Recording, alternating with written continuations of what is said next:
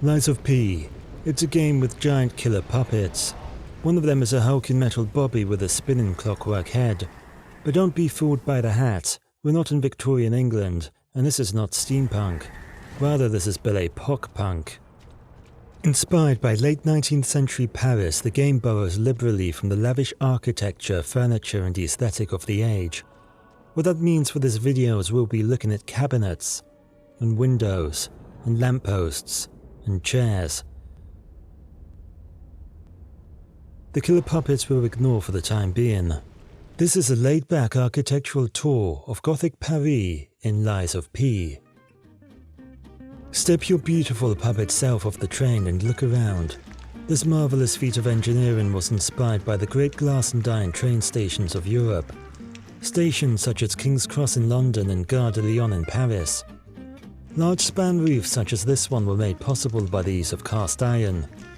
Beneath the roof stand tall lattice columns that might make one think of the Eiffel Tower. They're painted green, much like the ones in the Grand Palais. There's an elaborate lunette at the back of the shed and the front of the station, which possibly takes inspiration from the Gare de l'Est. In the station lobby, a church-like rotunda where carved faces watch balefully from above, you'll find a statue of a fashionable-looking lady. She holds a plaque commemorating the Grand Exhibition of 18 something or other.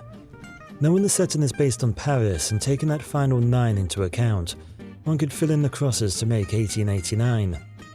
This would be the year that Paris hosted the world and world-famous exhibition centered on the Eiffel Tower. The full game looks set to feature an exhibition building, one likely inspired by the ornate palais of this age. When designing the environments for Lies of P, the arts team focused on the concept of Gotham Paris, and so the scenery is steeped in Gothic elements, the weather being one. Everything is foggy, dark, thundery and crow-laden. Imagine this game was set during the bright sunny day. The landscape would lose its sense of mystery, and those puppets look more slapstick than sinister. Take this statue in the center of the station plaza. It shows Valentinus, the leader of the Alchemists, with a hanged man tied to his arm, wearing the black tattered robe. He's a death-like figure, not too tourist-friendly. All around him are traditional Parisian apartment houses, decked out in art nouveau fittings, typical of the era. In the distance is the fantastically tall Hotel Krat, its roof adorned with Gothic spires. This opening view gives us a strong taste of what to expect stylistically from the game.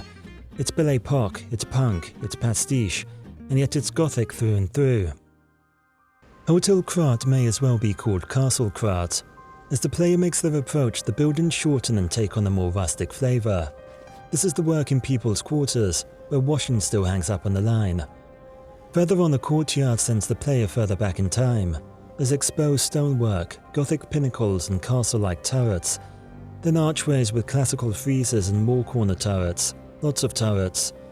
The low stone wall is patterned with quatrefoil motifs, a common element in Gothic architecture. This lends the hotel a historical dimension.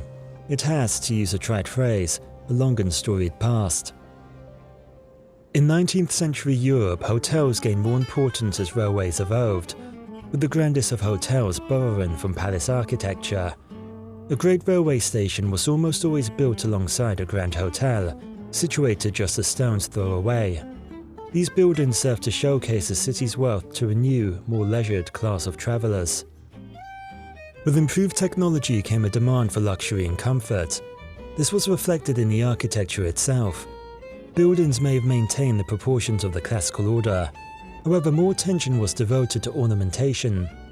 Scallop shells, leaves and scrolls, frilly cartouches.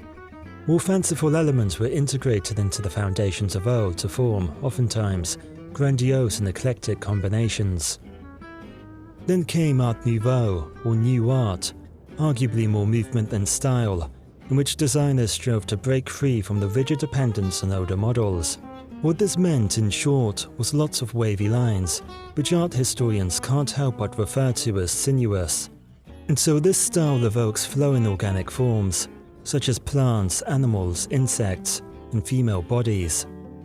Similar to the Baroque style, Art Nouveau satisfied an increasing demand for comfort and luxury. The entrance of Hotel Krat is a mix and match of Art Nouveau elements. The stone and dine work features spirals and curly offshoots, suggestive of clinging tendrils. The glass and dine canopy curves over the entrance door, taking on the shape of a stingray. It's supported below by plant-like struts that stem from the heads of lampposts. The undulating shape of the canopy and asymmetric design of the posts are reminiscent of Guimard's entrances to the Paris metro stations. Flanking the path are miniature three-headed lampposts, like those seen along the Pont Alexandre III.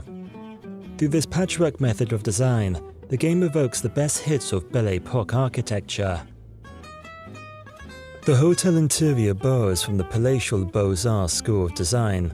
Candelabras, chandeliers, Moorish tiles, semi-nude statues, and the great-grandfather clock are just a few of the items on display. At the rear of the ground floor is a grand sweeping staircase that branches off to the upper floor.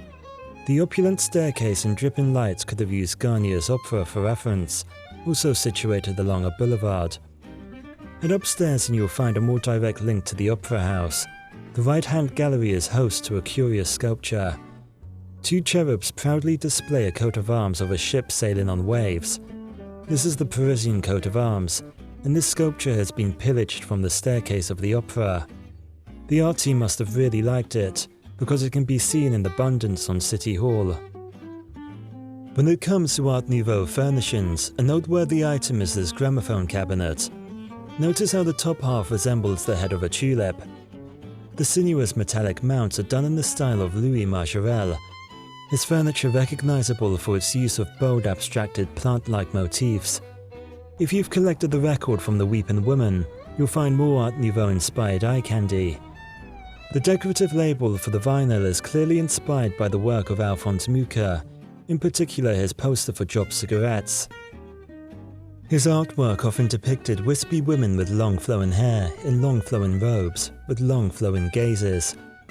Mucha was a master not just for his intricate line work, but his use of soft delicate colours.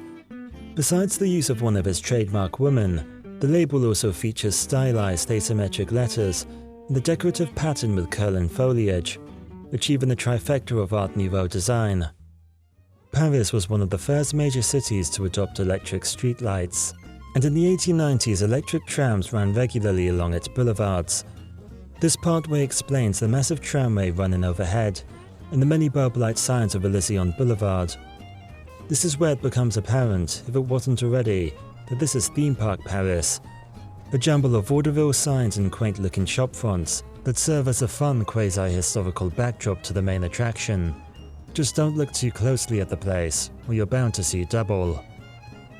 The chapter ends outside the City Hall, a heavily ornamented building, brimming with broken pediments, classical columns, fancy finials, flags, banners, carvings, and about 1,000 cartouches. It could be loosely based on Leiden Town Hall in the Netherlands, or it could be an excuse for the art team to go wild with putty. It's hard to say. Before the Plaza is a cruciform building that evokes the Gothic, and before that is the Alchemist's Bridge. For the source, one has to travel beyond Paris and France to the land of Hungary. The Liberty Bridge is a fin de siècle cantilevered span that sports a green painted iron framework, fringed with swirly Art Nouveau design. Notice how the Alchemist's Bridge has adopted the Liberty Bridge's design for its own nefarious needs. In place of the Hungarian coat of arms as an alchemical emblem, most striking of all though is the swapping of the falcon-like churl, the Hungarian national symbol, for a different mythical creature. Serpents curl brazenly above each pointed post. These animals are symbolic as well as decorative. Look back at the emblem, a large version of which can be found in the middle of the bridge. It shows a circular snake eating its own tail. This is the Ouroboros, a symbol of change, rebirth, infinity. The snake contains another symbol within it, the inverted symbol for blue vitriol. The game makes playful use of the colour blue. So far we've seen it connected to a plague, a drink, a teleportation device, and a fairy. There's clearly a theme going on. The architecture tells a story. It's not always subtle, but that's fine because it fits with the times. With the first two chapters, Lies of P has carved for itself a niche. It's a nice niche, containing Gothic elements, opulent design, and mysterious motifs. Like the French Baroque style, it mixes and matches elements of the past to create something strikingly new. Whether it can sustain that inventive flair throughout its later chapters remains to be seen. I just hope it has an easy mode.